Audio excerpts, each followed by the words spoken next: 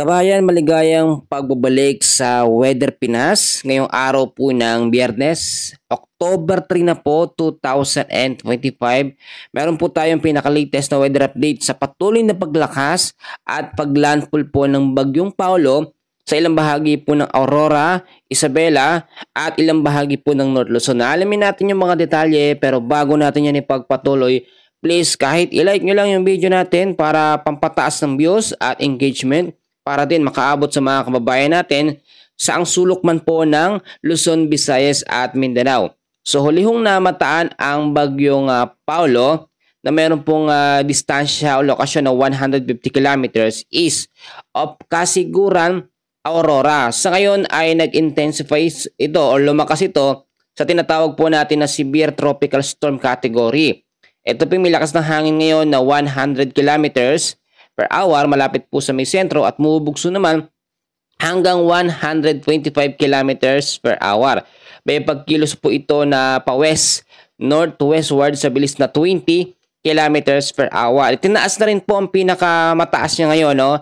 Sa signal number 1, signal number 2 at signal number 3 na tayo sa mga ilang lugar na apektado nito.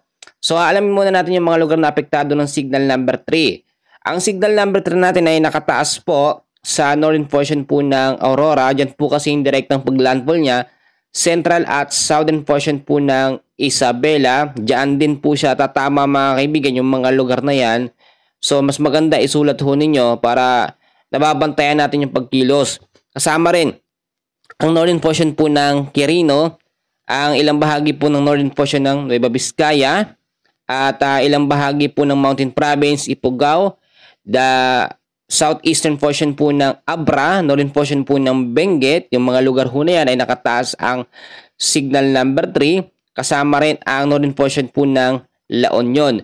So ang signal number 3 natin ay meron pong warning lead time na 18 hours at meron pong bilis ng hangin na umaabot sa 89 to 117 kilometers per hour. Mag-ingat yung mga lugar na yan sa banta ng pagbabaha sa mababang lugar at landslide sa mga landslide prone area.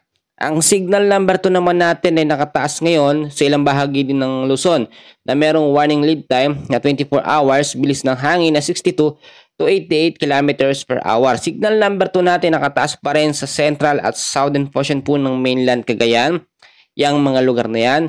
At ilang bahagi po, the rest po ng Isabela, the rest ng Quirino, the rest ng Nueva Vizcaya, ilang bahagi ng central portion po ng Aurora, northern portion ng Nueva Ecija. So kasama rin ang central portion po ng Apayao, signal number 2 tayo dyan, Kalinga, the rest ng Abra, the rest ng Benguet, ilang bahagi ng central at southern portion po ng Ilocos Norte. Kasama rin sa signal number 2 ang ilang bahagi po ng Ilocos Sur, the rest ng La Union, ilang bahagi ng northern portion po ng Pangasinan, nakataas dyan signal number 2. Ang signal number 1 naman natin, merong warning lead time na 36 hours, bilis ng hangin na umaabot sa 39 to 61 kilometers per hour ay nakataas po sa ilang bahagi po ng mainland Cagayan.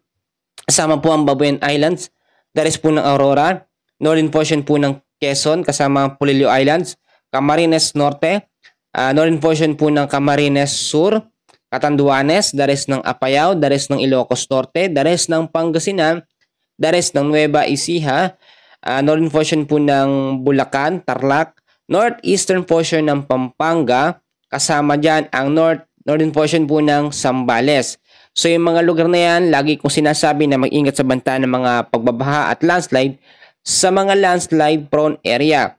Kung sakaling mas lumakas pa into typhoon category ang Bagyong Paolo, yung pinakamataas niya ay kayang iabot sa tinatawag natin na signal number 4. So maging alerto at maging handa yung mga lugar na madadaanan sa mga oras na ito at sa mga susunod pa na mga oras. So alamin naman natin yung mga lugar na susunod na dadaanan ng Bagyong Paolo. So mamayang alas 12 po ng hapon ngayong October 3, nasa vicinity na po ito ng Lamot, Ifugao.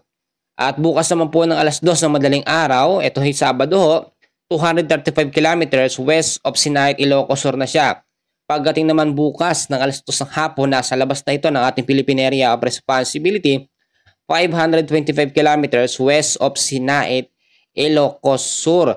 At pag nasa labas na siya ng PAR, lalakas bilang typhoon category pero wala naman na sa ating Philippine landmass or sa kalupaan natin. At pagdating naman po ng linggo na alas 2 sa madaling araw, 810 kilometers west of Northern Luzon po ang kanyang lokasyon, typhoon category na may lakas ng hangin na 130 kilometers per hour. Pagdating ng Monday po, mga kaibigan ko, 1,385 kilometers west of extreme Northern Luzon po siya at nasa labas naman ito ng ating Philippine Area of Responsibility. Ang bagyong Paulo, iba-iba man ang direction niya, pero yung paglandfall po niya hindi masyadong mabilis, no? Medyo dahan-dahan at parang talagang nakikirandam siya sa pagkilos po o galaw nung nasa area niya. So alamin natin yung forecast weather conditions natin. Mga lugar ito na maaapektuhan po ngayong araw, yung mga makakaranas ng mga pag-ulan. Sa area pa rin ng Cagayan Valley, Cordillera Administrative Region, kasama na ho dyan ang Ilocos Region, Aurora, Nueva Ecija, ang weather condition ho dyan ay stormy o yung maulan na panahon dulot po ng severe tropical storm Paulo. Possibly pa kay pagbabaha sa mababang lugar at landslide po sa mga landslide prone area. Ang ilang bahagi naman ng Central Luzon, Quezon, Camarines Norte, Camarines Sur at Catanduanes, patuloy na makakaranas po dyan ng rains with gusty winds dahil po sa banta ng bagyong Paulo. Ang area ng Metro Manila, ilang bahagi ng Luzon at Western Visayas, patuloy ang cloudy skies with scattered rains and thunderstorm dahil naman sa trap ng bagyong Paulo o yung extension or buntot ng bagyo na nakakaapekto sa mga lugar na aking binanggit.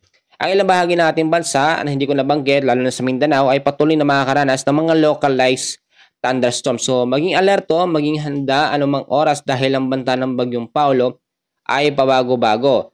So dahil po sa banta ng bagyong Paulo, meron pa rin tayong heavy rainfall warning. So narito ang mga lugar na uulanin. Heavy rainfall warning tayo dahil sa bagyong Paulo. Ngayong gabi ho, no, ay 200 mm sa dami ng pag-uulan ang aasahan sa may Isabela, Quirino at sa may Aurora. 100 to 200 mm din ang dami ng pag-uulan ngayong gabi rin sa Cagayan, Kalinga, Mountain Province, Ifugao, Benguet, Nueva Vizcaya, Ilocos Sur, La Union, Pangasinan at sa Nueva Ecija. 50 to 100 mm sa dami ng pag-uulan din sa Apayao, Abra, Zambales, Tarlac, Pampanga, Bulacan, Rizal, Laguna, Quezon, Camarines Norte, Camarines Sur, Catanduanes at sa may Albay. Pagdating naman po ngayong gabi hanggang sa Sabado ng gabi, 50 to 100 mm sa dami ng pag-ulan ang aasahan sa may Ilocos Norte, Ilocos Sur, La Union, Pangasinan, Benguet, Abra, Kalinga, Mountain Province, Ifugao at sa may Zambales. So ayan muna ang pinaka-latest natin sa ngayon. And please huwag niyo kakalimutan na mag-like and subscribe and then pa-hit ng notification bell for more weather updates. Maraming salamat. Magandang araw po.